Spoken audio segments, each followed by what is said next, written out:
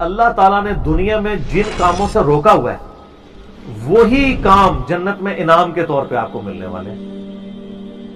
ٹھیک ہے, جن جن چیزوں سے روک دیا ہوا ہے تو سر وہ روکا اسی لیے ہے کہ تھوڑی دیر صبر کر لو. تمہاری انسٹنکٹ میں یہ ان ساری چیزوں کی محبت میں نے ڈال دی ہے, لیکن اس کو پورا کرنے کا موقع یہ دنیا نہیں ہے, وہ آخرت ہے. دنیا میں میری مان کے نا اپنی انسٹنکٹ کے خلاف چلو, تھوڑی دیر کے لیے صبر کر لو, روزہ کھل جائے گا. یہ دنیا میں بھی ہم نے ایک بڑا روزہ بھی رکھا ہوا ہے جس میں ہم نے حرام سے بچنا ہے, اور اس کی افطاری جنت میں ہوگی. روزے کے دوران آپ کھا پی سکتے ہیں, تو روزے کے بعد کھاتے پیتے کیوں ہیں؟ اس لیے کھاتے پیتے ہیں کہ بس اب وہ اللہ نے جو آزمائش تھی وہ ختم کر دی. اس طریقے سے دنیا میں اللہ نے جن چیزوں سے روکا ہوا ہے یہ ساری چیزیں حلال ہو جائیں گی, لیکن یہ لالچ کے لیے ہوگی جسے روزہ رکھا ہوگا اسی کی افطار ہوگا, کھوجے کا تو نہیں ہوگا, اس کی تو پھیٹی لگ جائے گی. اسی میں کہتا ہوں دنیا آپ اللہ کی مرضی کی گزاریں, آخرت آپ کی مرضی کی ہوگی. اور اگر دنیا آپ نے اپنی مرضی کی گزاری پھر آخرت آپ کی مرضی کی نہیں ہوگی, پھر ولیعوذ باللہ تعالی اللہ کی مرضی کی ہوگی, جو اللہ کے وعدے ہیں اپنے پیغمبروں کے ذریعے کہ جو میرے نافرمان ہیں میں انہیں عذاب دوں گا. اللہم اجرنا من النار, اللہم اجرنا من النار, اللہم اجرنا من النار. صحیح مسلم میں حدیث ہے, اللہ کے محبوب صلی اللہ علیہ وآلہ وسلم نے فرمایا, جانتے ہو مفلس کون ہے؟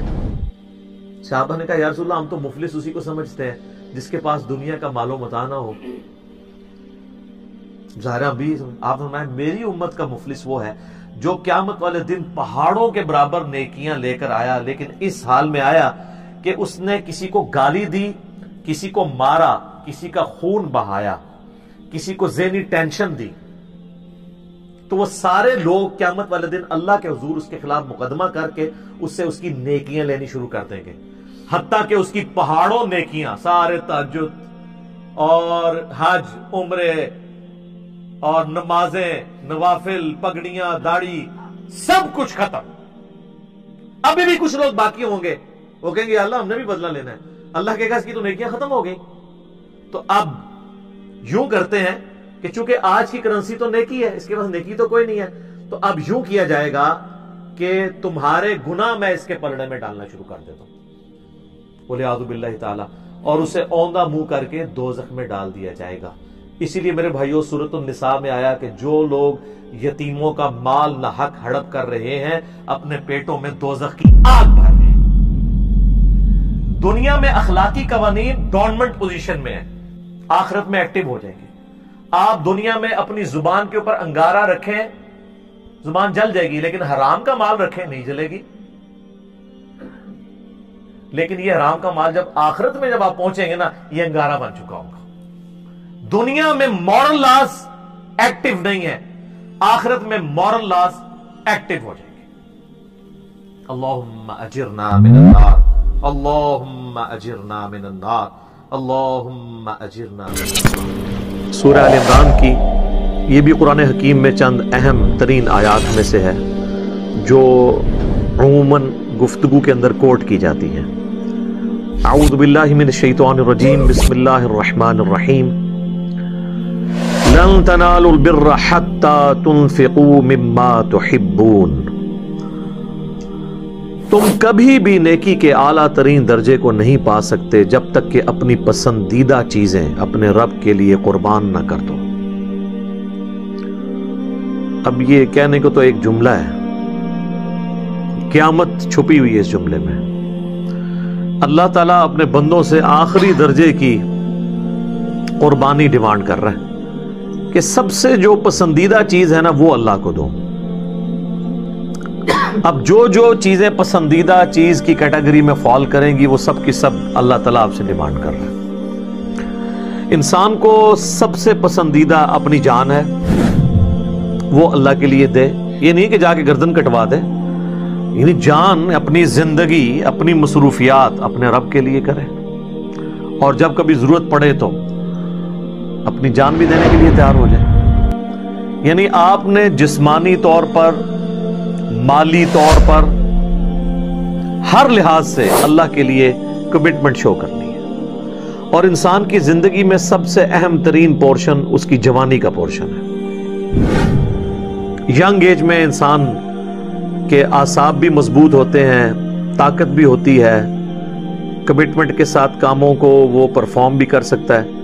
تو آپ اس کو یوں سمجھ لیں کہ تم کبھی بھی نیکی کے اعلیٰ ترین درجے کو نہیں پا سکتے جب تک کہ اپنی جوانی کی عمر، اپنی جو سب سے بہترین عمر کا پورشن ہے وہ اللہ کے لیے قربان نہ کر دو.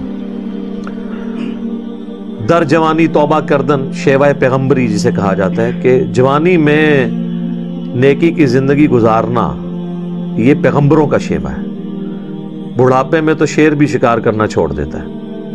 جب گناہ کرنے کی طاقت نہ رہے، بغاوت کی طاقت نہ رہے، اس وقت بغاوت سے بچنا یہ کمال نہیں ہے. کمال یہ ہے کہ جب سب کچھ اویلیبل تھا اس کے باوجود آپ اللہ کے خوف کی وجہ سے اللہ تعالیٰ کے ساتھ اپنی کمٹمنٹ کو شو کرتے ہوئے شیطان کی بجائے پیغمبروں کی پیروی اختیار کریں.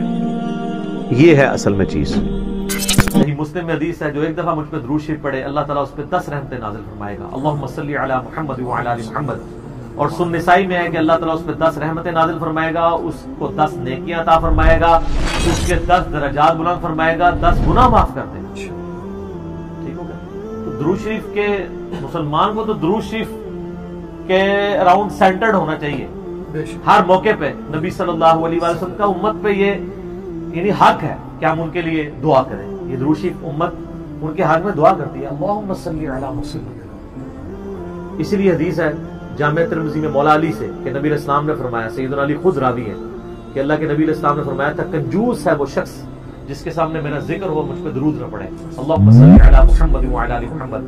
اور جامع ترمذی میں حدیث ہے مستدل الحاکم میں ڈیٹیل کے ساتھ ہے، نبی علیہ السلام ممبر کی پہلی سیڑھی پہ قدم رکھا فرمایا آمین، دوسری پہ رکھا فرمایا آمین، تیسری پہ رکھا آمین. صحابہ نے پوچھا آج آپ نے وہ عمل کیا جو پہلے کبھی نہیں کیا؟ تو فرمایا جبرائیل علیہ السلام آئے تھے، انہوں نے مجھ سے ریکویسٹ کی کہ آپ میری دعاؤں پہ آمین کہیں. پہلی دعا میں کر رہا ہوں کہ برباد ہو جائے وہ شخص جس کے سامنے آپ کا ذکر اور آپ پہ درود نہ پڑے. اللہم صلی علی محمد وعلی آل محمد. میں نے کہا آمین. برباد ہو جائے وہ شخص جو ماں باپ دونوں یا دونوں میں سے ایک کو بڑھاپے میں پائے، ان کی خدمت کر کے جنت نہ کما سکے. میں نے کہا آمین. اور یہ ماں باپ والا جو حصہ ہے یہ صحیح مسلم میں بھی موجود ہے. اور تیسرا جو رمضان شریف کا مہینہ پائے اور اپنی مغفرت نہ کروا سکے، برباد ہو جائے وہ شخص. تو میں نے کہا آمین. تو سب درود شریف بہت کریٹیکل ایشو ہے. جامع ترمذی میں صحیح سند سے حدیث ہے قیامت والے دن میرے سب سے زیادہ نزدیک وہ شخص ہوگا جس نے دنیا میں مجھ پہ سب سے زیادہ درود شریف پڑھا ہوگا. اللہم صلی علی محمد وعلی آل محمد صلی اللہ علیہ وآلہ وسلم. یہ سارے درود شریف کے سیکھے ہیں، پڑھیں.